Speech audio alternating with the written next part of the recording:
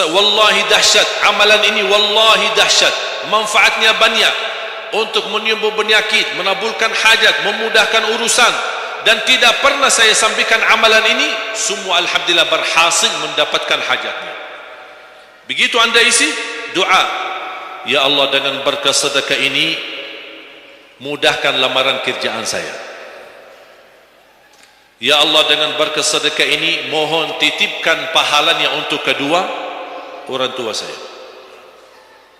Kalau ada yang merasa dirinya suka marah, suka emosi, ya Allah dengan berkah sedekah ini tenangkan hati dan jiwa saya agar tidak emosi lagi. Ya Allah dengan berkah sedekah ini karuniai kepada aku anak penghafal Al-Quran.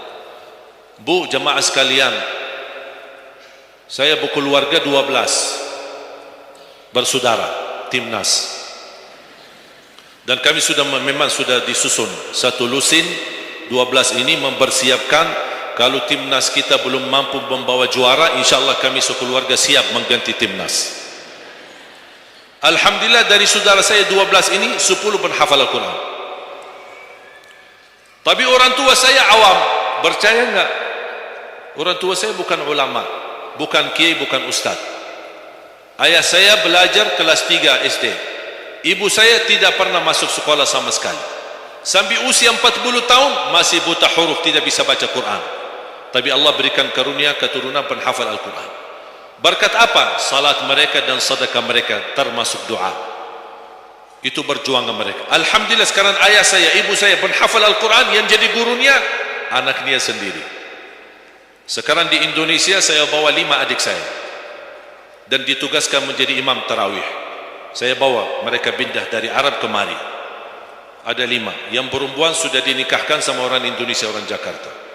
Dan saya dorong adik saya yang perempuan untuk menghafalkan suaminya biar jadi penghafal Quran. Yang 4 laki-laki, ada yang 2 bawa istrinya masing-masing dari Arab, yang 2 lagi saya nikahkan di Indonesia sama orang Indonesia. Ada 1 sama orang Sunda, 1 sama orang Lombok. Jangan khawatir Bu, masih ada lagi, masih ada lagi. Bahkan saya dorong adik-adik saya semua wajib nikah 4. Masing-masing 4 istri. Kenapa?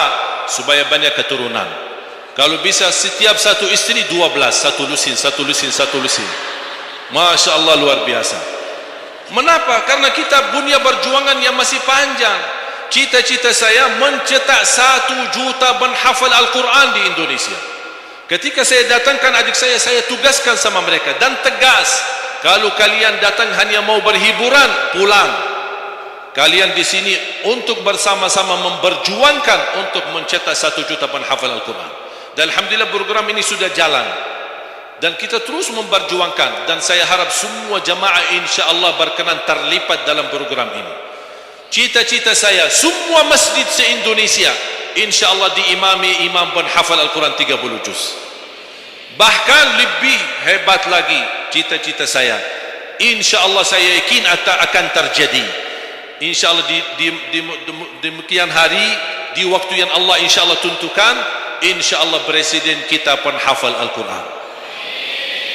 Coba, ya Allah rasanya enak. Langsung diumumkan di Masjid Istiqlal, khatib dan imam salat Idul Fitri, penghafal Al-Quran 30 juz, Presiden Republik Indonesia. Oh, mantap. Imam salat Idul Adha, Presiden kita. Salat Jumat, khatib dan imam, Presiden kita. Tidak perlu ganti imam. Udah tidak perlu ganti imam, subhanallah, luar biasa. Coba saya kagumi ketika membaca dan melihat YouTube-nya Presiden Erdogan, Turki. Walaupun beliau bukan penghafal Al-Quran, tapi murattal bacaannya beliau, Masya Allah. Mana ada sekarang presiden di dunia Islam sebagaimana bacaannya yang benar. Ini sudah saatnya, tapi bukan sekarang ya, nanti maksud saya sabar dulu. Nanti jadi kacau nanti semua. Nah, sabar dulu. Insyaallah ada waktunya. Insyaallah. Mulai dari sekarang kita ayo bersama-sama mempersiapkan untuk kalau anda gagal menjadi penghafal Al-Quran, jangan gagal anakmu, cucumu, generasi yang ini semua. Kita melihat, saya bangga. Kenapa saya semangat untuk mencetak 1 juta penghafal Quran? Itu berkatnya acara Hafiz Indonesia. Nonton kalah cara Hafiz Indonesia? Nangis ya? Habis tisu kan? Tahu enggak salah satu karunia Allah untuk Indonesia? Ada teman saya berusaha punya TV di Arab. Beliau ingin membuka dan membuat acara Hafiz Indonesia versi Arab, tapi gagal. Kenapa? Karena tidak menemukan jumlah yang banyak penghafal Al-Quran di bawah usia 10 tahun. Hanya Indonesia saja. Malaysia kalah, Indonesia saja di bawah 10 tahun. Dan sayang sekali memang anda yang nonton acara Hafiz Indonesia, anda nonton acara yang sudah jadi, tapi anda belum tahu apa yang kami berjuangkan di belakang layar. Sebelum acara Hafiz Indonesia 4 bulan bekerja keras, sambil tim turun ke lapangan, ke desa-desa, kampung-kampung, ke pulau-pulau untuk menumbulkan dan mendatangkan, menghadirkan para penghafal Al-Quran. Ketika dibawa di Jakarta 2 bulan berturut-turut kami didik mereka. Yang awalnya pemalu, awalnya ada yang mohon maaf kencing di celananya sendiri, saking tidak berani, takut. Alhamdulillah sekarang menjadi mereka pemberani. Bahkan mereka berlumba-lumba azan subuh. Mereka berlumba-lumba membangunkan sesama saudaranya, sama-sama tertib makan. Kita menghadirkan doktor kesihatan, kita menghadirkan doktor psikologi jiwa untuk menjaga perasaan mereka selama 2 bulan. Didampingi kadang-kadang ibu mereka, didampingi kadang-kadang ayah-ayah mereka, dan semua rata-rata sepakat orang tua mereka tidak pernah kami merasakan bangga memiliki anak sebagaimana kami melihat perjuangan di Hafiz Indonesia.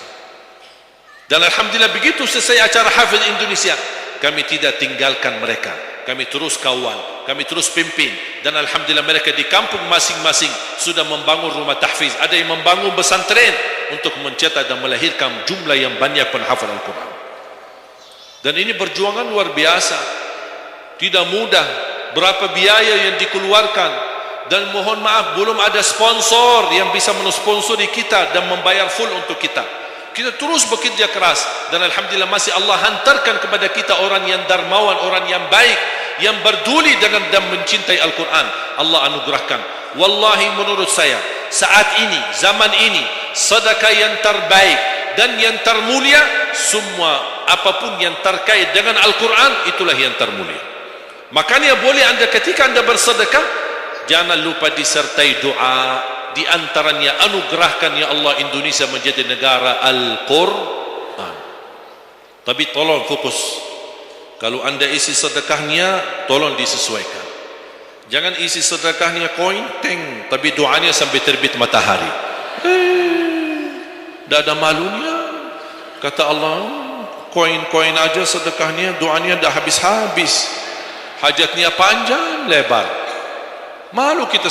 Bukan Allah tidak bisa, Allah maha bisa menabulkan hajat, tapi kita malu sama Allah. Kok cuma bikin teng, ya Allah, ya Allah, ya Allah, panjang. Fokus. Kalau usulan saya, 1 sedekah 1 hajat, 1 sedekah 1 hajat, dan insyaAllah akan anda melihat manfaatnya. Mudah-mudahan semua yang hadir insyaAllah menjadi keluarga besar 1 juta penghafal Al-Quran. 1 juta mencetak penghafal Al-Quran, 1 juta keluarga Al-Quran yang insyaAllah akan membangun generasi baru yang membawa Indonesia menjadi baldatun tayyibatun wa rabbun ghafur.